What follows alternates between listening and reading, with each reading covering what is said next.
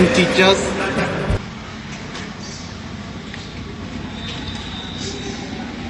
As you know,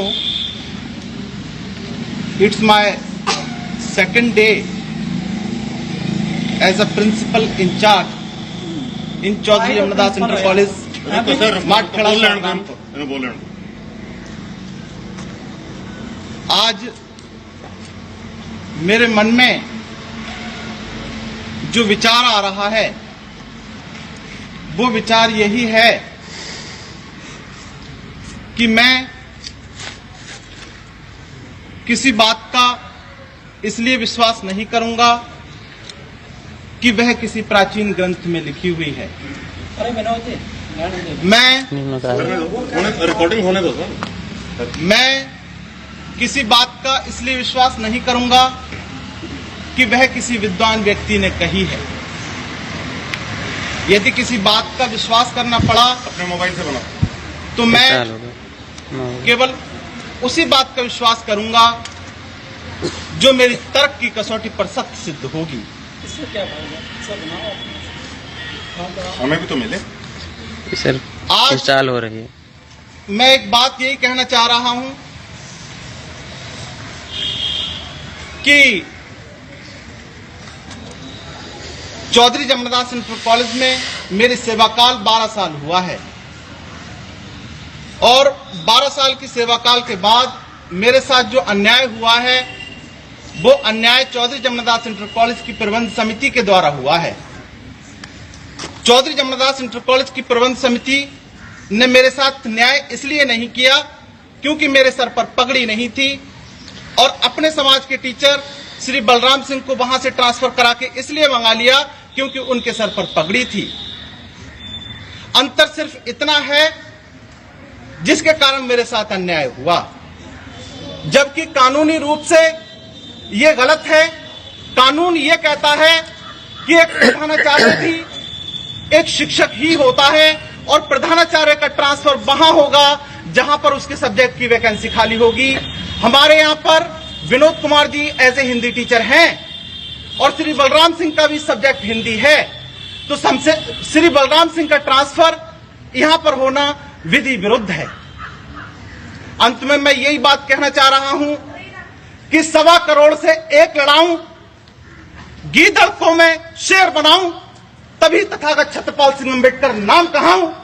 नमो बुद्धाय, जय भीम, जय भारत, भारत माता की जय, भारत माता की जय, भारत माता की जय।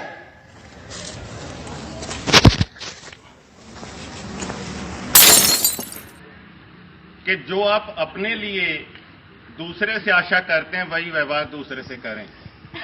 तो मैं इनसे जानना चाहता हूं कि आप दूसरे को अपमानित इसलिए करते हैं कि लोग आपका अपमान करें। मुझे कहानी याद आती है, किसी आदमी ने नया मकान खरीदा। ध्यान से सुनो, किसी आदमी ने नया मकान खरीदा।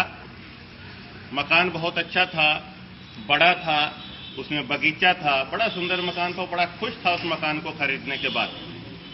लेकिन एक दिन उसने देखा कि उसके गेट के सामने कूड़ा पड़ा है। उसे पता चला कि कूड़ा उसके पड़ोसियों ने डाला है। बड़ा दुख हुआ, बगीचे में गया, कुछ फल तोड़े, पड़ोसी के जाके घंटी बजा दी, गेट खुला। उसने कहा, आपके घर में कूड़ा था, आपने मेरे गेट पे डाल दिया, लेकिन मेरे घर में फल थे, मैं आपके लिए लाया हूं। याद रखो, हम दूसरे को वही देते हैं जो हमारे घर में होता है।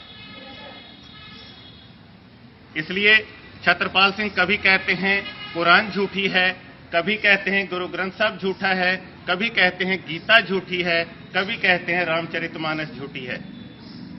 मैं जानना चाहता हूं, इन्हें किसी धर्म पर कमेंट करने का अधिकार किसने दिया? क्या यही सच्चे हैं? बदतमीजी करना इनकी आदत है।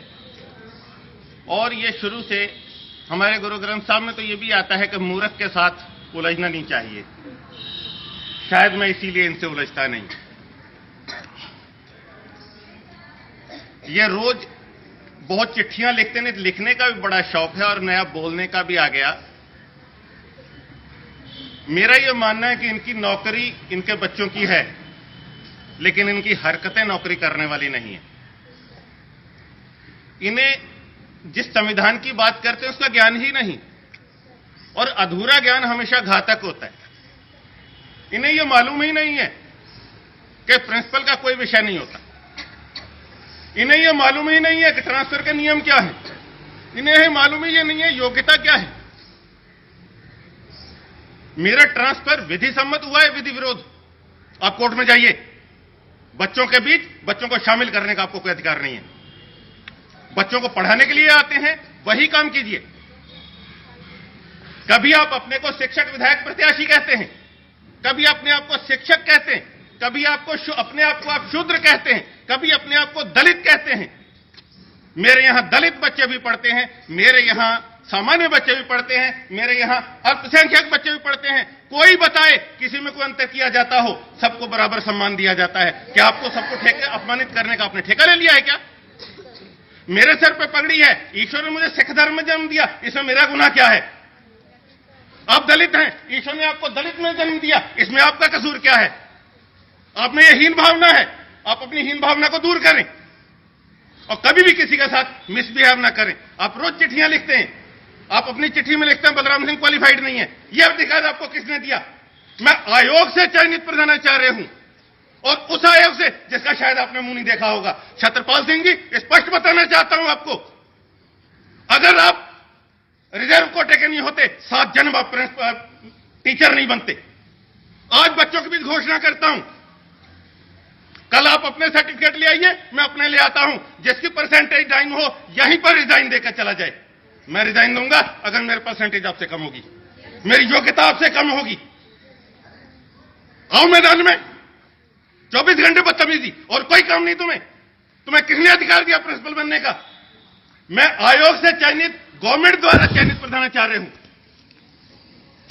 स्वयं प्रधानाचार्य बनकर बैठ गए, आज दूसरा दिन है। अरे मैंने एक दिन छुट्टी ली, छुट्टी मेरा अधिकार है। तुमने बदतमीजियां की, बच्चों के साथ फोटो खिंचवाए, व्हाट्सएप पे डाले, यह अधिकार तुम्हें किसने दिया? तुम्हें जो भी आपत्ति है आप कोर्ट में जाइए। कोर्ट खुले हैं इसीलिए हैं, और वहां भी संविधान का पालन होता है। दोबारा कोई बदतमीजी ना हो, इसलिए आपको चैलेंज करता हूं। अगर आपको लगता है आप बहुत योग्य हैं, कल अपने सर्टिफिकेट ले आइए, मैं भी लेके आऊंगा। ये बच्चे तय कर देंगे, इन्हीं बच्चों को शामिल करते हैं। ये बच्चे तय कर देंगे, जो योग्य हो रहे और जो योग्य नहीं है रिजाइन देकर चला जाए। और बच्चों को आह्वान करता हूं, जो आपके धर्म को, जो आपकी शिक्षा को, जो किसी भी चीज को चैलेंज करता है, उसके घेर कर मारो, मैं निपट लूंगा। धन्यवाद। जय हिंद, जय भारत।